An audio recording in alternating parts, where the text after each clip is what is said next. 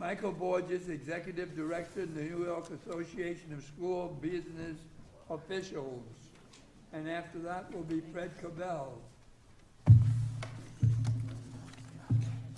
Good evening, everyone. Thank you for allowing me to speak, especially Chairman Farrell and Committee Chair Nolan and the rest of the panel here tonight. First of all, I just want to make sure that everybody in the room had received their school district fact books, that it's our third year of doing it. We hopefully find it very useful in determining what your school districts are getting. If there's any suggestions on making it better, please don't hesitate to contact us. Secondly, you should have gotten a letter in the last week or so from me about changes the legislature made to the tax cap last year, which have not been implemented by the Department of Tax and Finance. The two changes that you made were two technical changes that we have been advocating for the last 3 years that would allow BOCES capital expenditures to be included as an exclusion, and also adding pilot properties to the tax-based growth factor that would actually allow school districts, especially in a year where we're facing basically a 0% tax cap, will allow us to raise more revenue locally than we otherwise would.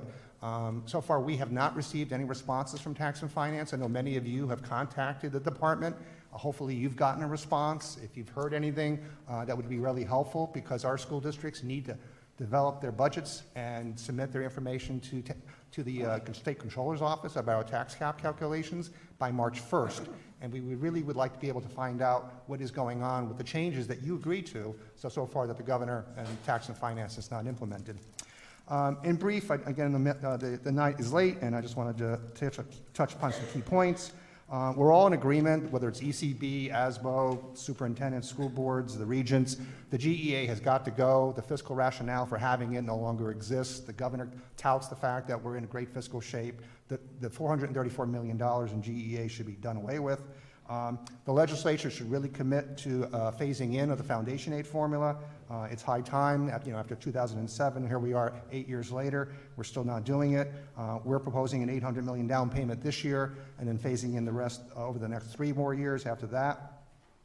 The executive proposal calls for $991 million in additional school aid, but in putting that into perspective, only $266 million is actually new money.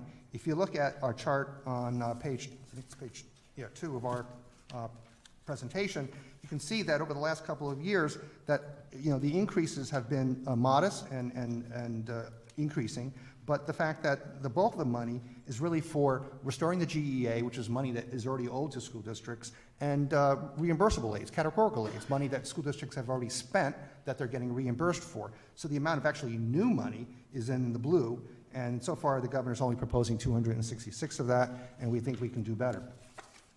Also, I want to point out that the STAR, no one's really talked about STAR tonight, and I just want to point out that the changes to STAR that the governor is proposing will have ramifications for school districts.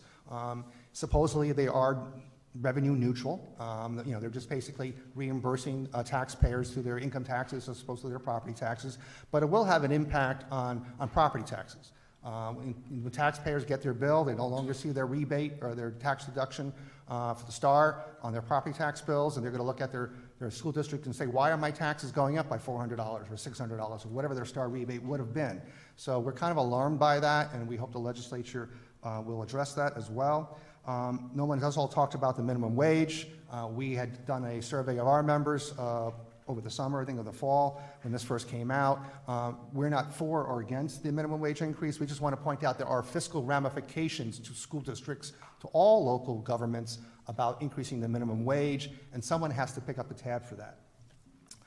And last but not least, we also wanted to point out that even though school districts are doing a better job of being more efficient, our costs are still going up. I think on page 4 or 5 of our presentation, you can see that special funding or costs for special education continue to rise. Costs for teacher retirement have doubled since 2007, despite contribution rates fluctuating and going down. Healthcare, schools in New York State spend $6 billion a year on healthcare, and it continues to rise every single year. And our revenues have sort of been remaining kind of flat, and particularly this year with the 0% tax cap, even flatter.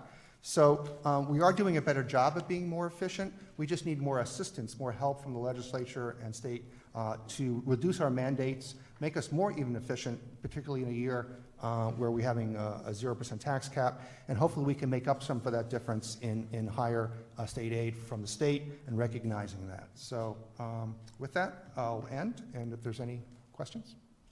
Thank you very much. Thank you. Thank you. Just thank you very much for those charts. They're great, thank you.